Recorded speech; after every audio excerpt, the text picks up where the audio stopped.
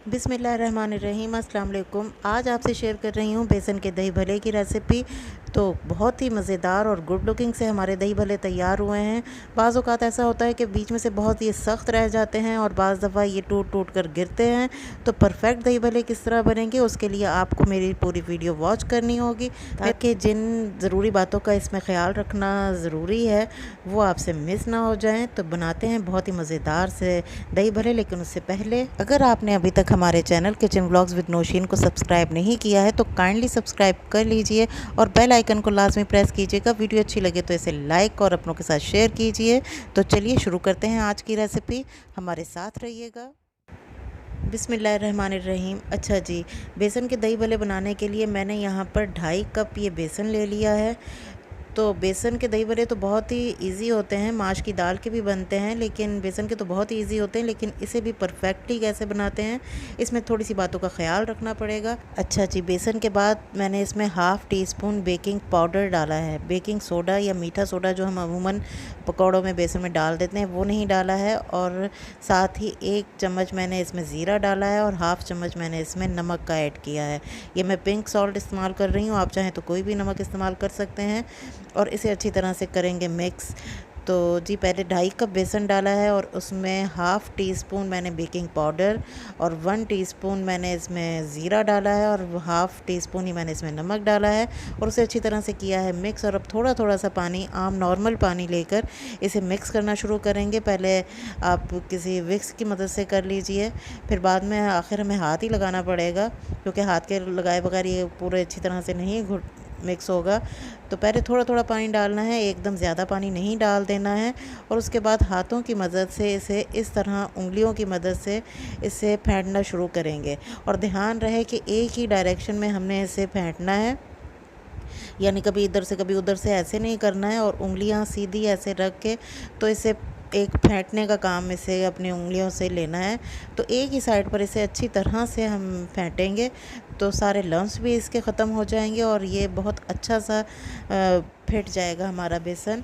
तो ये देखें, कम से कम मैंने इससे 4 से 5 मिनट इस तरह फेंटा है तो इसकी फॉर्म इस तरह फॉर्म में आ गया है। ये देखें, इसका टेक्सचर देखें। अभी हमारा बेसन तैयार हो गया है बिल्कुल। अब 4 से 5 मिनट मैं इसे रेस्ट देने के लिए रख दूँगी, आप चाहें तो थोड़ा ज़्यादा भी दे सकते हैं। अच्छा जी, तो यहाँ मैंने पैन में ऑयल ले लिया है इसे फ्राई करने के लिए। 10 मिनट मैंने रेस्ट दे दिया था बेसन को। उसके बाद एक चम्मच की मदद से आप अपने जिस तरह के चाहें दही भल्ले इसमें डाल दें, जिस साइज़ के भी। तो मैंने इस साइज़ के बनाए हैं, एक साइड से सिक गए हैं तो मैं इसे फ्लिप कर रही हूँ। अच्छा, ऑयल का आपने यहाँ पर ध्यान रखना है कि ऑयल बहुत तेज़ गर्म नहीं होना चाहिए और बहुत नॉर्मल गर्म भी नहीं होना चाहिए। अच्छा मीडियम गर्म होना चाहिए ताकि इसमें दही भल्ले जाते ही अपनी जगह पकड़ लें। और उसके बाद इस दोनों साइडों से सेकने के बाद इसे अच्छी तरह से निकाल लीजिए और एक प्लेट में या डिश में रख लीजिए। एक दफ़ा मैंने इसमें निकाल लिए हैं और उसके बाद जितने बेसन के बचे हैं उसे भी मैं इसी तरह फ्राई करके निकाल लूँगी। अच्छा जी, यहाँ दही भल्लों के लिए दही मैंने हस्बे ज़रूरत ले लिया है और इसे अच्छी तरह से फेंट लिया है। और इसमें 2 चम्मच मैं डाल दूँगी कैस्टर शुगर के, इससे दही में बहुत अच्छा सा टेस्ट आ जाता है। और थोड़ा सा इसमें नमक डालूँगी, आप अपने टेस्ट के अकॉर्डिंग नमक ऐड कीजिएगा। और इसे अच्छी तरह से कर लीजिए मिक्स। और इसे अच्छा सा टेक्सचर देने के लिए हाफ़ कप मैं इसमें दूध डालूँगी। तो दूध से बहुत अच्छा सा क्रीमी सा भी ये हो जाएगा, पानी का इसमें मैंने यूज़ नहीं किया है। तो ये हमारा हो गया है दही तैयार। तो इसे रख देंगे एक साइड पर। ये इसकी कंसिस्टेंसी चेक कर लीजिए, बहुत गाढ़ा नहीं होना चाहिए और बहुत पतला भी नहीं होना चाहिए, ये बिल्कुल सेट है।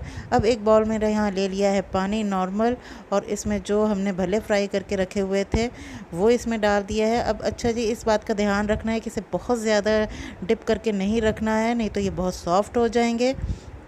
इसे सिर्फ मैंने 2 से 3 मिनट डिप किया है और इस तरह हाथों की मदद से इसे निचोड़ लेंगे, पानी इसका निकाल लेना है अच्छी तरह से। लेकिन देखें, ये टूटने नहीं चाहिए। तो इसमें मैंने बेकिंग सोडा यूज़ नहीं किया है, बेकिंग पाउडर यूज़ किया है, जिसकी वजह से बड़े अच्छी तरह से ये फूल गए हैं।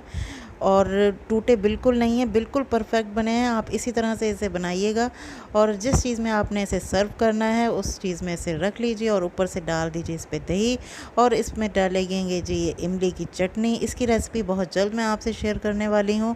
मेरी एक सब्सक्राइबर ने मुझसे रिक्वेस्ट भी की थी कि इमली की चटनी मैं बनाऊँ, तो मैंने आपकी फरमाइश पूरी कर दी है। इंशाल्लाह वीडियो बहुत जल्द अपलोड हो जाएगी। अच्छा जी, इसके ऊपर डाल दीजिए इमली की चटनी जितनी आपको पसंद हो। तो इमली की चटनी से बहुत टेस्टी बनते हैं ये। और थोड़ा सा मेरे पास ग्रीन चटनी वाला रायता था, मैंने दही में डाल के मिक्स किया हुआ था, वो भी इसके ऊपर से डाल दिया है। थोड़ा सा डाल दिया है चाट मसाला, तो थोड़ी सी हरी चटनी भी डाल दी है। बहुत ही टेस्टी और गुड लुकिंग से हमारे दही भल्ले तैयार हो गए हैं। कोई भी मौका हो, दही भल्ले सबको पसंद होते हैं, छोटी ईद हो या बड़ी हो तो ईद हो। छोटी ईद पे तो खाए जाते ही हैं, लेकिन बड़ी ईद पे भी जो लोग गोश्त नहीं खाते हैं वो इसे एंजॉय कर सकते हैं। तो माशाल्लाह अल्हम्दुलिल्लाह बहुत ही टेस्टी, बहुत ही मज़ेदार सी हमारी दही भल्ले तैयार हो गए हैं। तो आप इसे बनाइएगा और एंजॉय कीजिए। फिर मिलूँगी किसी और नई रेसिपी के साथ। अल्लाह हाफ़िज़।